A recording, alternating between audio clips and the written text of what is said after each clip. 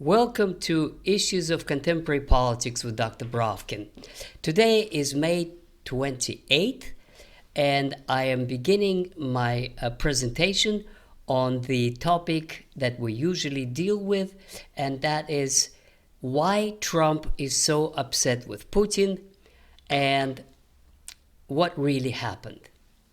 Now, the Western media is full of reports about the barbaric bombing of Kiev and other Ukrainian targets in Ukraine. And this is the official narrative that people are killed, there are villages and towns that are bombed, and it presents this whole situation as if Russia is just bombing civilians and Russia is committing war crimes. And this is why, supposedly, President Trump got really upset and started screaming to CNN that Putin got crazy. Putin is crazy, is killing people. By the way, when I heard it, I wanted to add, Trump is very upset that 12 Ukrainians were killed. This is, of course, very tragic. 12 Ukrainians are killed. But he was not upset at all, it seems. Like there were hundreds killed when his friend Bibi Netanyahu is bombing Palestinian targets pretty much on a regular basis.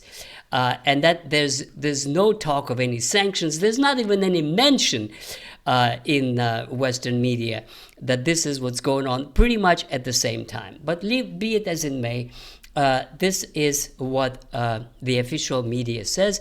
And here's the reaction. Reaction, of course, of Trump is that Putin is crazy, that Russia will suffer, Russia will be defeated, that there will be maybe new sanctions imposed on it. And then, of course, Kaja Kallas, the foreign spokesman of European Union, demands new sanctions. Macron went on record saying that it is now a matter of honor for Trump to honor his word and to impose new sanctions on Russia.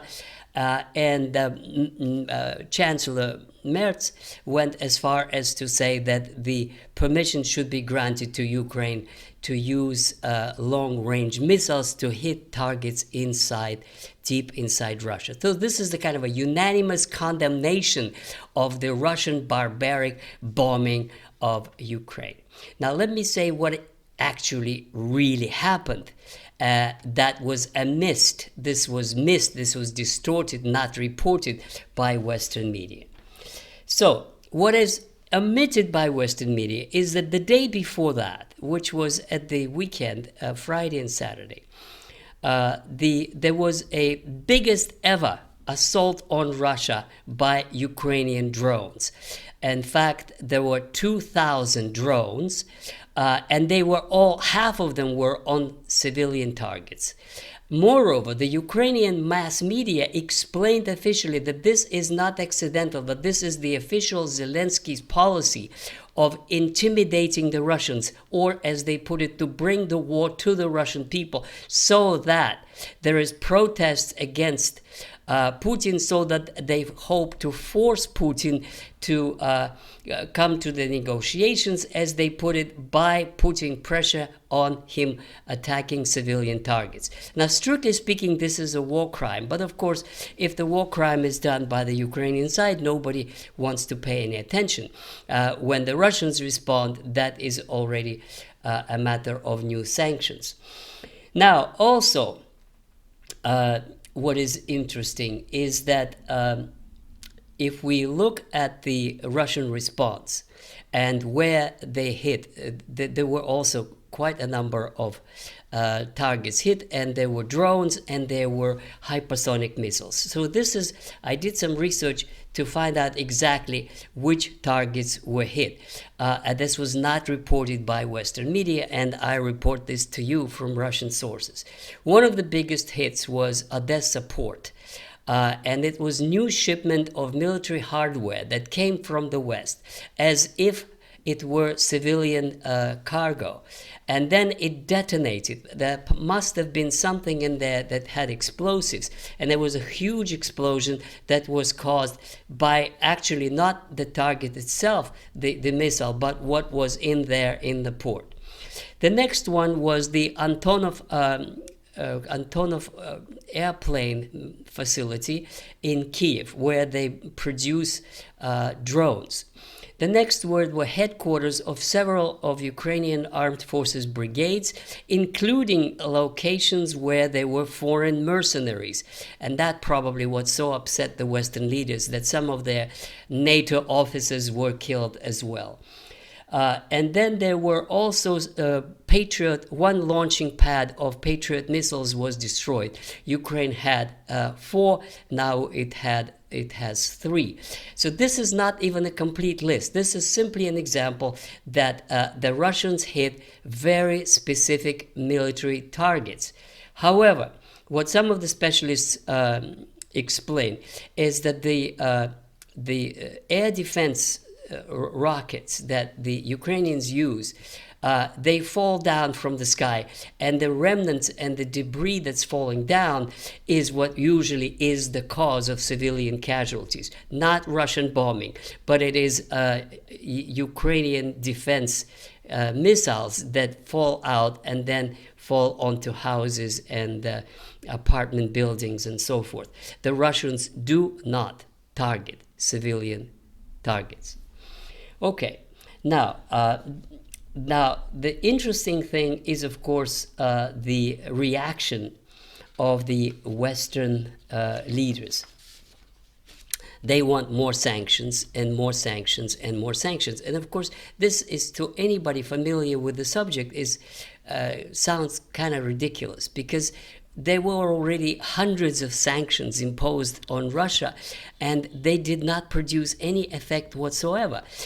So why do they think that if there's a new package of sanctions on Russia, this time somehow it would make more impact? It doesn't make much sense, but at least this is what their policy is. And so my explanation is, why is Trump so upset? Why all of a sudden he's just crazy? Well, one explanation is that it depends on who he listens to.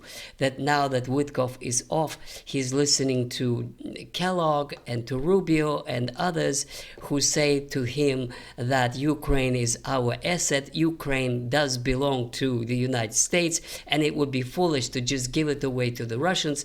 And this is why he's so upset with Putin. This is one interpretation. My personal understanding is that Trump understood from what he was told that there's nothing that the United States can do to stop the Russian offensive. Absolutely nothing. Because Patriot missiles cannot stop Iskander hypersonic missiles. They cannot. Physically impossible. In other words, the Russians have such an overwhelming superiority in the air that not even the best of American systems can stop Russian hypersonic missiles.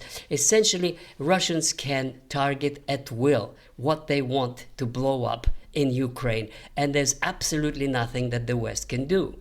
Now, they can impose sanctions, but sanctions that the American Senate is discussing, we discussed that before in this program, they would hurt the United States much more than Russia, because there would be a target. The sanctions for secondary countries that buy Russian oil would be primarily sanctions against India and China. And that doesn't make any sense, because the United States tries to be friends with India to use it against China. If they impose 500% sanctions on or tariffs on India for buying Russian oil, that would just ruin the relations with India and be no effect whatsoever.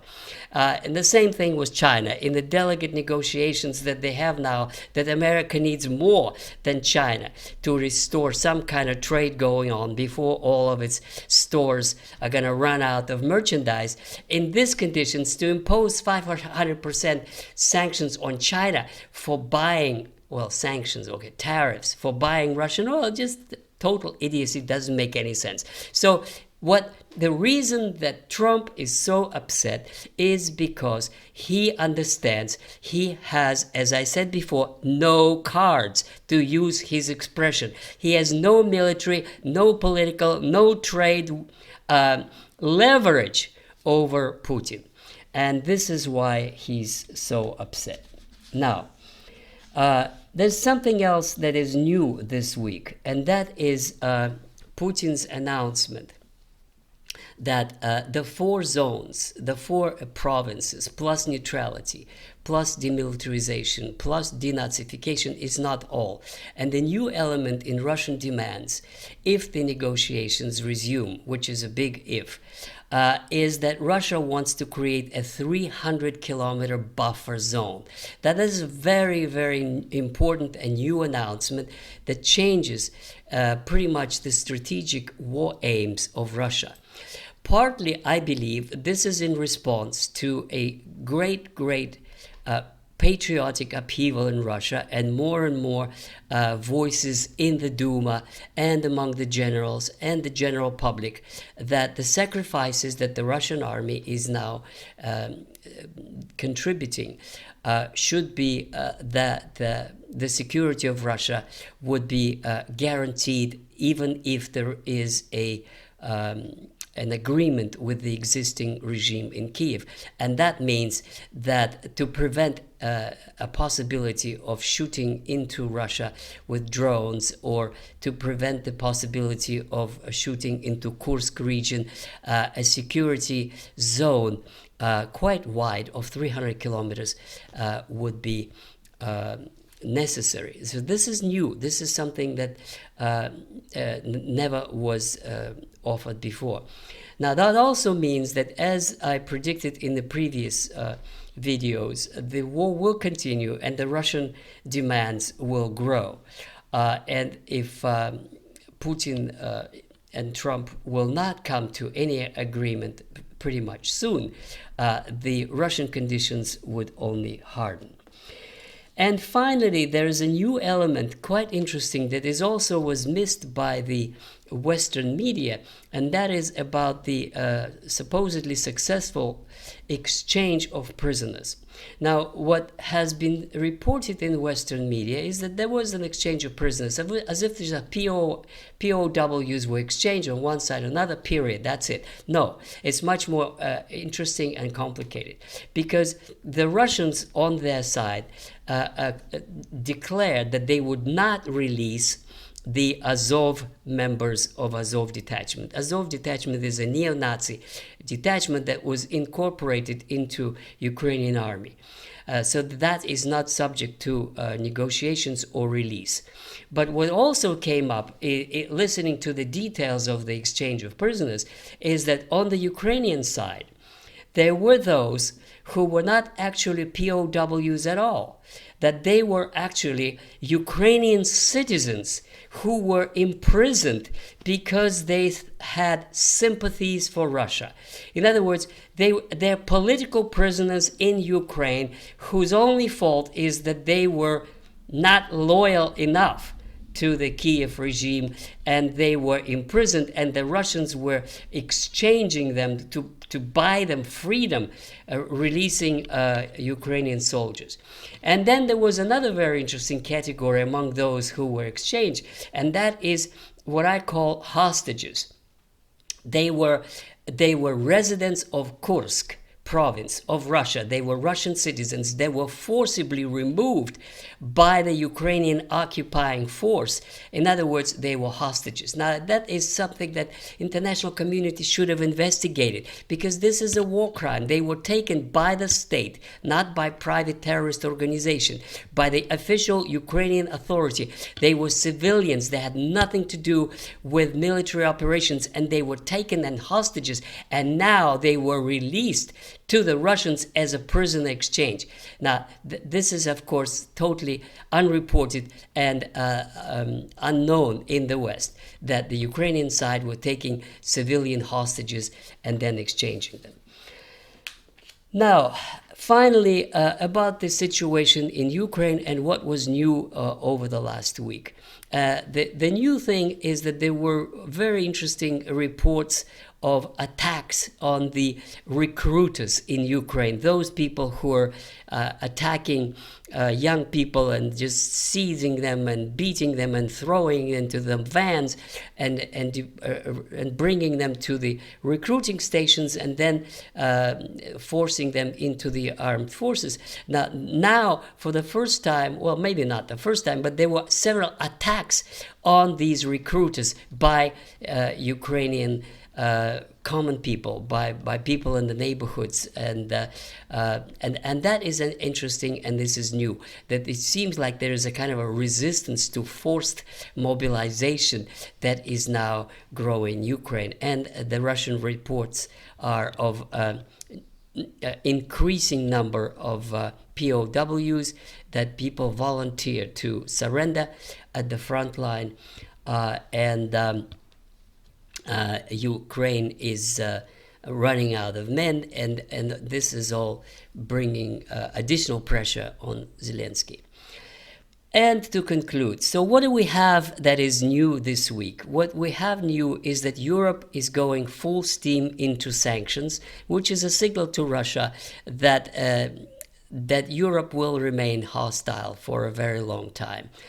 Number two, that at this moment Trump is with the Europeans, issuing threats to Russia, but at the same time not abandoning the idea of negotiations. That Zelensky is going around as usual asking for more missiles and more money. He's on the way to Berlin to try to convince Merz to give him Taurus weapons. And finally, what the news is that the Russians told Merz that if the Germans give Taurus missiles to Ukraine and remove any restrictions on shooting into Russia, Russia is going to remove any restrictions on shooting into Germany to liquidate and disarm those Taurus missiles. So the language is becoming tougher. The threats are continuing, but Russia is acting in a much more assured way than it was in the beginning of the year. Thank you very much, and for today this is all. I'll see you next time. Don't forget to subscribe and put a like if you do, and I'll see you next time. Bye.